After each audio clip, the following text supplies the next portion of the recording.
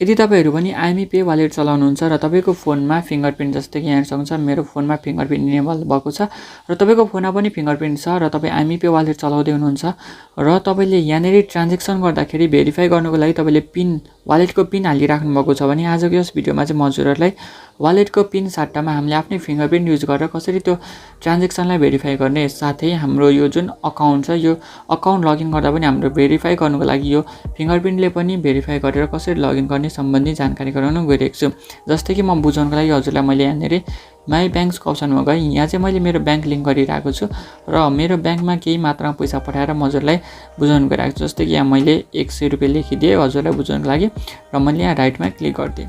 अब यहाँ हेर्नुस् है राइटमा क्लिक गरिसकेपछि यहाँ सक्नुहुन्छ यहाँनेरि मलाई मेरो वालेटको पिन मागिरहेको छ। अब यो वालेटको पिन सट्टो हामीले यो फिंगरप्रिन्ट इनेबल गरेर पनि यस ट्रान्ज्याक्सनलाई भेरिफाई गर्न सक्छौं। त्यसको लागि चाहिँ के गर्ने त भन्दाखेरि यो भिडियो अन्तिमसम्म हेर्नुस् तपाईले जान्नुहुनेछ हामीले के गर्नुपर्छ भनेर। सिम्पल तपाईले के गर्नुपर्ने सुरुमा आइएमई पे को हुनुहोस्। अब खोलिसकेपछि तपाई हेर्न सक्नुहुन्छ यहाँ माथि तपाईलाई प्रोफाइलको आइकन दिइराको हुन्छ यसमा तपाईले सिम्पल एकचोटी क्लिक गरिदिनुस्। तपाई के गर्नुहुन्छ भने अब सिम्बल हल्का तलतिर आइसकेपछि तपाईले यहाँनेरि सेक्युरिटीको अप्सन देख्न सक्नुहुन्छ। यो सेक्युरिटीको तपाईले यहाँनेरि हेर्दाखेरि तपाईले यहाँनेरि use fingerprint for login and payment भन्ने एउटा अप्सन तपाई भेट्न सक्नुहुन्छ। यदि तपाईको फोनमा यो फिंगरप्रिन्ट इनेबल भएको छैन र तपाईको फोनमा फिंगरप्रिन्ट चाहिँ छैन भने तपाईले यो अप्सन भेट्न सक्नुहुन्न है। सो तपाईको फोनमा फिंगरप्रिन्ट छ भने मात्रै यसले काम गर्छ। अब तपाई यहाँ के गर्नुस् भने तपाई सिम्पल यो अप्सनलाई इनेबल गरिदिनुस् है। इनेबल गर्दाखेरि तपाईले यहाँनेरि हेर्न सक्नुहुन्छ तपाईलाई वालेट पिन यहाँ मागिरहेको छ। म यहाँनेरि मेरो वालेटको पिन दिएर यसलाई भेरिफाई गर्न गइरहेको छु। जस्तै कि हेर्न सक्नुहुन्छ यहाँनेरि मैले भेरिफाई गरिसके र भेरिफाई गर्ने बित्तिकै यो इनेबल भइसक्यो।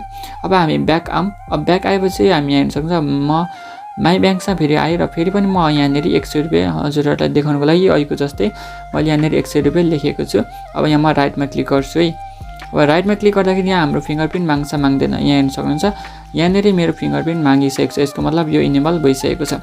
अब यहाँनेरि मैले हेर्न सक्नुहुन्छ ब्याकमा मैले मेरो फिंगरप्रिन्ट हाल्दिए र यो हेर्न सक्नुहुन्छ यो यहाँनेरि यो ट्रान्ज्याक्सन भेरिफाई भइसक्यो।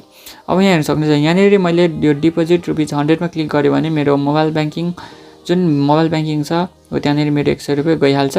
तर म यहाँनेरि अहिले पैसा हाल्न चाहदिन हजुरलाई बुझ्नको लागि मात्र यो प्रोसेस मैले गरेको। सो अनि तपाईहरुलाई अझै पनि कुनै एउटा सानो समस्या आइराको छ आइएमई पे वालेट अथवा ई सेवा अथवा कुनै पनि एप्लिकेसनको कुनै एउटा सानो समस्या आइराको छ भने तपाईले ढुक्कसँग मलाई मेसेज गर्न सक्नुहुन्छ। यो युट्युब कमेन्टमा तपाईले कमेन्ट गर्दा पनि हुन्छ अथवा हाम्रो ट्विटर इन्स्टाग्राम फेसबुकतिर पनि मेसेज गर्न सक्नुहुन्छ।